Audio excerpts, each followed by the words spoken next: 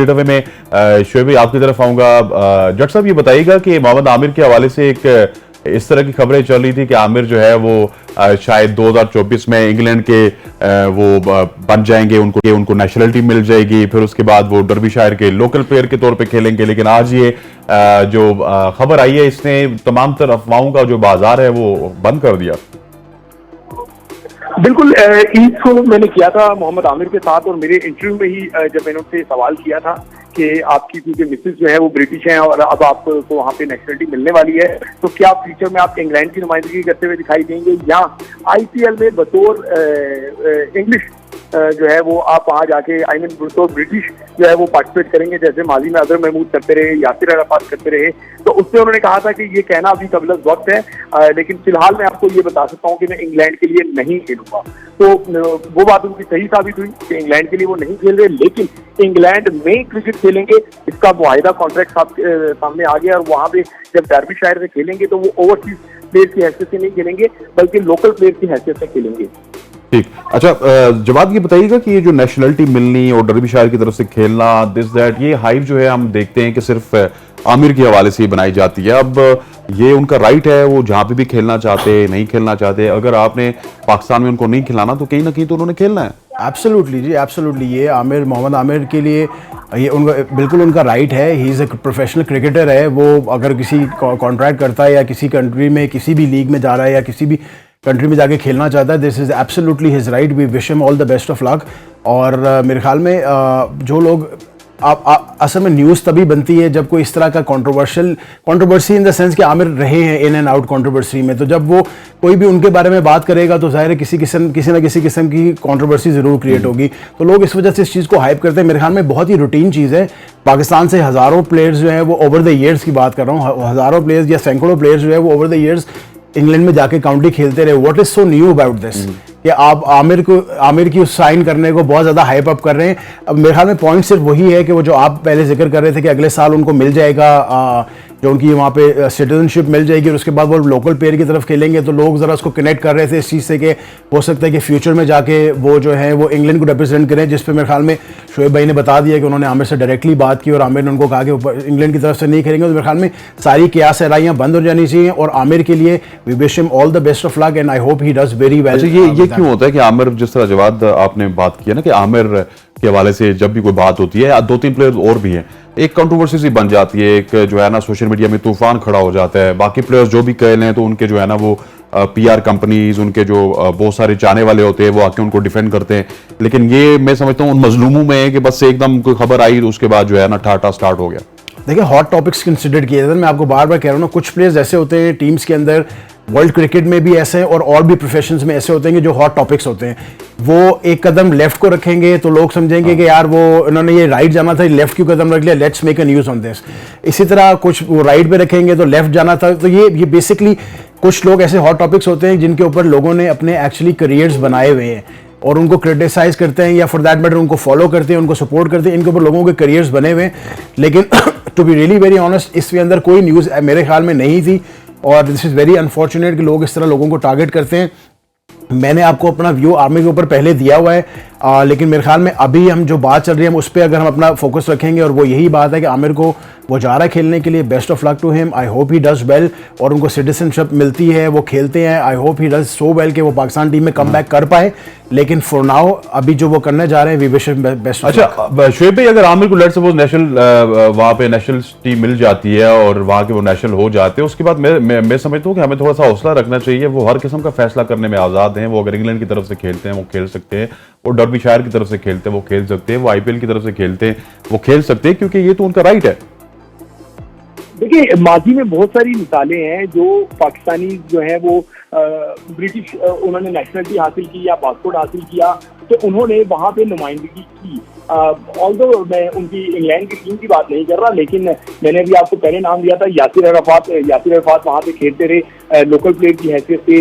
अजहर महमूद पाकिस्तान के कोच भी रहे हैं, वो भी वहाँ पे लोकल प्लेयर की हैसियत से खेलते रहे। और भी कई मिसालें ऐसी हैं जो हमारे प्लेयर्स जो है वो डिफरेंट कंट्रीज में जाके लोकल प्लेयर की हैसियत से खेलते रहे हैं। अभी बहुत सारे आपके प्लेयर्स जो है वो इस टाइम यूएस में है, और जब जैसे यूएस की टीम जो है वो ऑफिशियल क्रिकेट में आगे बढ़ेगी तो आपको नजर आएंगे जिन्होंने पाकिस्तान की टेस्ट कैप हासिल की है वो वहां पे उनकी बाकायदा कंट्री की नुमाइंदगी करते हुए दिखाई देंगे। और अगर मैं आपको याद दिलाऊं, कीवन पीटरसन का केस है और बहुत सारे लोग हैं जिन्होंने दो ममालिक को रिप्रेजेंट किया हुआ है। अगर मैं गलत नहीं हूं तो एबी डिविलियर्स भी उन्हीं में शामिल है। तो ये कोई बात नहीं है, ये हमारे यहाँ इशू बनाया जाता है। अगर एक खिलाड़ी समझता है कि उसको अब जो है वो दूसरे ममालिक की डोमेस्टिक खेलनी है या दूसरे ममालिक की तरफ से खेलना है और उसके बाद अपॉर्चुनिटी है, तो मैं नहीं समझता कि उसमें हमें इसको इतना ज्यादा तनकीद का निशाना बनाना चाहिए। मोहम्मद आमिर जब तक पाकिस्तान के लिए खेलते रहे सबके सामने, और जिस तरीके से उन्होंने मेरे इंटरव्यू में कैटेगोरिकल जो है वो कर दिया कि वो इंग्लैंड की नुमाइंदगी नहीं करेंगे, वो सिर्फ पाकिस्तान की तरफ से खेलें। और अब वहां पे डोमेस्टिक सर्किट हो, काउंटी क्रिकेट हो या आईपीएल हो या बीपीएल हो या बिग बैश हो, वहां पे हो सकता है कि वो ब्रिटिश प्लेयर की हैसियत से चले जाएं। एक अच्छा जवाब दे, इससे पहले कि हम मिसबाह उल हक वाले टॉपिक की तरफ चलें, ये थोड़ा सा इसकी हौसला शिकनी भी करनी चाहिए। हम चाहते क्या है कि मतलब वो अगर लेट्स सपोज पिछले 3-4 साल से सर्किट से बाहर हैं, बीइंग ए नेशन, हम मतलब कि उनको बहुत सारे लोग मिस भी कर रहे हैं, बहुत सारे लोग चाहते हैं वो टीम में ना हो, लेकिन मतलब कि ये तो मतलब अजीब सी चीज़ है कि वो पाकिस्तान की तरफ से भी नहीं खेल रहे और फिर जब अगर वो इस तरह का फैसला करे तो हम पे तनकीद कर, उनको तनकीद का निशाना बनाएं। अब बार बार मैं एक ही बात बार बार कर रहा हूँ कि ये उसका राइट है, this is absolutely his right. अगर पाकिस्तान क्रिकेट बोर्ड ये समझता है कि मोहम्मद आमिर की उनको ज़रूरत नहीं है या वो he is no longer, his services are no longer needed, तो वो अगर इंग्लैंड चले जाते हैं और वहाँ पे वो नेशनल बन जाते हैं तो वो क्रिकेट, अगर फॉर दैट मैटर, वैसे तो शोएब भाई बार बार कह रहे हैं कि उन्होंने कैटेगोरिकली ये बात की कि वो नहीं खेलेंगे, लेकिन मैं कहता हूँ अगर वो अगर खेलते भी हैं तो मेरे ख्याल में पाकिस्तान को एतराज़ बिल्कुल नहीं होना चाहिए इस बात के ऊपर। He is coated a lot of players ऐसे हैं जो अलग अलग कंट्रीज़ में थे, क्रिकेट खेली भी। एक और बहुत प्राइम एग्जाम्पल इस वक्त जो चल रही है करंटली, और वो इंग्लैंड में ही खेल रहे हैं, उनका नाम है Jofra Archer. He is actually played for West Indies and now then he is gone on to play for England now.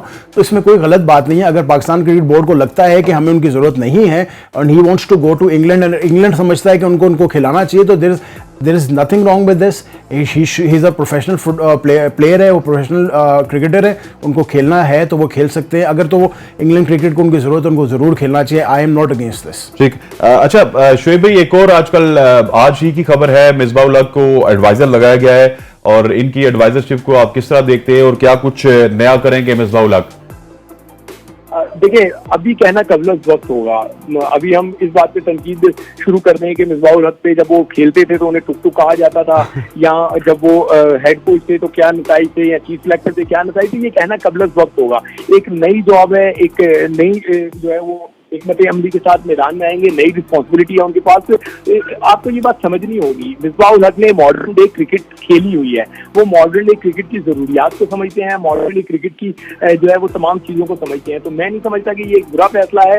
Recent पास में जितने भी क्रिकेटर्स ने क्रिकेट छोड़ी है, उनको बिल्कुल हमें जो है वो पाकिस्तान क्रिकेट बोर्ड को चाहिए कि उनको कैनवस में लेकर आए, उनके साथ जो है वो सिटिंग करें, इस तरीके से पाकिस्तान क्रिकेट आगे बढ़ेगी। अब देखिए ना, अगर ब्रैंडन मैककलम ने वहां पे ज्वाइन किया इंग्लैंड को और उनका कप्तान जो है, दोनों ने मिलकर बेसबॉल की बुनियाद रखी, तो वो दोनों इस वजह से कर सके, दोनों ही जारे मजाज हैं और दोनों ही मॉडर्न डे क्रिकेट को खेलते हैं। तो पाकिस्तान क्रिकेट को भी आगे बढ़ने के लिए मॉडर्न डे क्रिकेट को अपनाना होगा, जो ऑलमोस्ट पाकिस्तान ने टेस्ट में दिखा भी दिया कि उनमें ये कैपेबिलिटी है, ये स्किल्स हैं कि वो मॉडर्न डे क्रिकेट खेल सकते हैं। तो ये एक अच्छी मूव है। मिसबाह उल हक आए हैं, अभी हमें उनको वेलकम करना चाहिए, उनको वक्त देना चाहिए।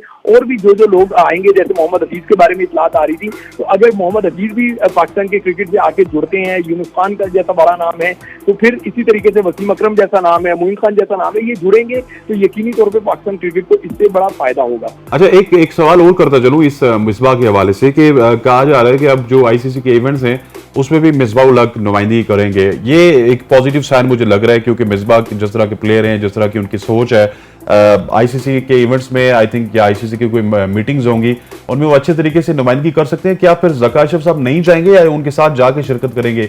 इसका फैसला किस तरह होगा?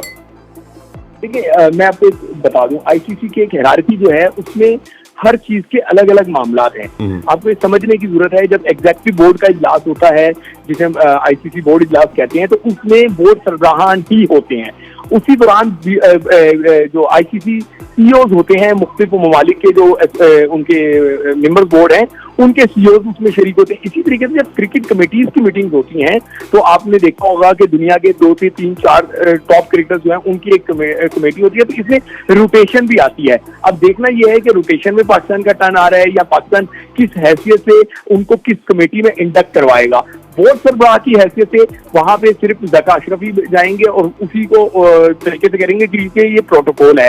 मिसबाह उल हक यकीनी तौर पे आईसीसी की किसी कमेटी में पाकिस्तान की नुमाइंदगी करेंगे और जब वो नुमाइंदगी करेंगे तो यकीनी तौर पे सिर्फ पाकिस्तान क्रिकेट का फायदा नहीं होगा, दुनिया क्रिकेट का फायदा होगा। क्योंकि जब कमेटीज में कोई बड़ा क्रिकेटर जाके बैठता है या कोई भी मुल्क की रिप्रेजेंटेशन करता है तो वो अपने मुल्क का केस नहीं लड़ता, बल्कि वो इंटरनेशनल क्रिकेट को बेहतरी के लिए आगे कैसे लेके जाना है उसका मुकदमा लड़ता है। तो हमें वेलकम भी करना चाहिए मिसबाह उल हक को क्रिकेट बोर्ड में और साथ ही उन्हें गुड लक कहना चाहिए कि वो एक अच्छी रिस्पॉन्सिबिलिटी के लिए आगे बढ़ रहे हैं। देखिए जवाद, नई सिलेक्शन कमेटी के हवाले से भी कहा जा रहा है कि मिसबाह उल हक से नुमाइंदगी की जाएगी, तो मिसबाह उल हक की नुमाइंदगी को देखते हुए मतलब मिसबाह उल हक से बैकवर्ड मुशावरत की जाएगी, तो उनकी मुशावरत को देखते हुए क्या आपको लगता है?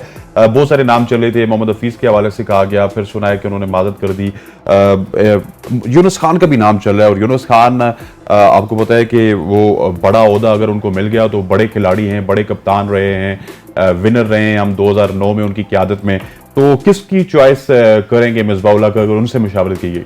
देखिए मेरे ख्याल में सबसे पहले तो आई बिलीव कि मिसबाह उल हक और Mohammad Hafeez are very good friends. जितना मुझे नॉलेज है they get along very very well. अगर तो हफीज़ भाई ने इस बात को मतलब इस ऑफ़र को रिजेक्ट किया तो this is the little surprising for me. मेरे ख्याल में पाकिस्तान क्रिकेट में इस वक्त कोई भी आ जाएगा, चाहे वो हफीज़ भाई हों चाहे वो यूनुस भाई हों, पाकिस्तान क्रिकेट की बेहतरी के लिए ही आएगा और बेहतरी होगी। प्रॉब्लम सिर्फ ये है हसनैन कि इनको कंसिस्टेंसी के साथ आपको टाइम देना पड़ेगा। प्लीज़ अगर किसी भी अपने क्रिकेटर को लेके आ रहे हैं, वो एक्स क्रिकेटर है, वो लेजेंड है या कोई नॉर्मल क्रिकेटर है, उसको वक्त ज़रूर दें। ऐसा ना करें कि आप उसको लेके आए 2-3 महीने के बाद एक और बंदा आ गया, उसने उसको बाहर कर दिया 3 महीने। अब माई पॉइंट हियर इज़ कि मिसबाह उल हक फॉर मी इज़ पाकिस्तान की क्रिकेट में शायद बहुत ही एक ऐसा कप्तान रहा है जो कि बहुत ही ज़्यादा फैंस में डिवाइडेड रहा है। फैंस बहुत ज़्यादा डिवाइडेड है उसके ऊपर। बहुत सारे फैंस को वो पसंद नहीं थे, बहुत सारे फैंस को वो पसंद थे। I am actually one of those people जिनको वो पसंद थे, क्योंकि मैं क्रिकेट को जिस नज़रिए से देखता था उसी नज़रिए से मिसबाह उस क्रिकेट को खेलते थे। क्योंकि कभी कभी आपने हमेशा हमने देखने में आता था कि 20-25 पे 3 आउट हो गए, 40 पे 4 आउट हो गए। अब वहाँ पे अगर वो आगे टुक टुक नहीं करता तो वो क्या करता? तो there was no other option for. उसने बहुत सारे मैचेस में पाकिस्तान को रेलेवेंट किया है। तो मेरे ख्याल में पढ़ा लिखा बंदा है मिसबाह, और वो अगर पाकिस्तान बोर्ड में आएगा, अपने आप को वहाँ पे पेश करेगा, अपनी सर्विसेज पेश करेगा, तो आई एम श्योर कि वो आगे जो भी टीम बनाएगा वो क्लिक ज़रूर करेगी। Maybe Mohammad Hafeez, maybe Younis Khan, maybe anybody else for that matter.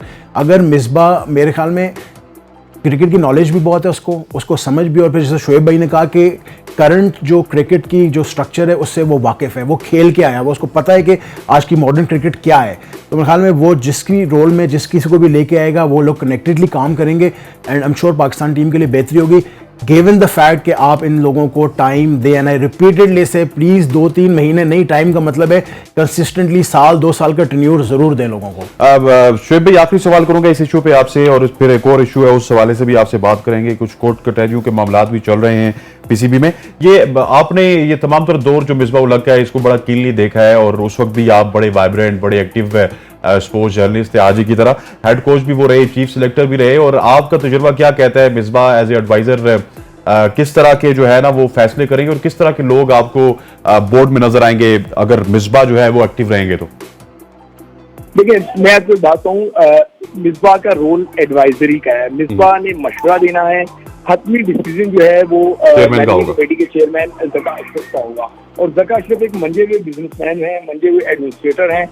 माजी में अगर आप उनको देखें जिस भी फील्ड में वो रहे हैं वहाँ पे उन्होंने सक्सेस हासिल की है। तो अभी वो आए हैं, अभी अपनी इनिंग्स का सही तरह उन्होंने आगाज भी नहीं किया, लेकिन जो फैसले किए हैं फिलहाल वो तमाम फैसले जो हैं वो फ्रूटफुल नजर आ रहे हैं, और वो फैसले हैं जिनको आवाम पसंद कर रही है। तो मैं समझता हूँ अभी कुछ भी कमेंट करना कबल वक्त होगा, हमें थोड़ा वक्त देना चाहिए। जब वक्त होगा, जब चीजें आगे आएंगी तो फिर आप में खुलकर इसको एनालाइज कर सकेंगे। फिलहाल हमें जो है उन्हें गुड लक कहना चाहिए कि एक अच्छी तरह पाकिस्तान टीम बढ़ रही है, टेस्ट में नताइज अच्छे हैं। ए टीम जो है वो इंडिया को शिकस्त देके चैंपियन बनी है। इसी तरीके से और भी जगह देखें तो वहाँ पे गुड न्यूज आ रही है। तो पाकिस्तान को फिलहाल मेरे ख्याल से ज़का अशरफ जो है वो उनके लिए काफी खुशाइन साबित हुए हैं, और अल्लाह करे कि आगे भी ऐसे ही फैसले हों जिससे पाकिस्तान क्रिकेट को फायदा हो।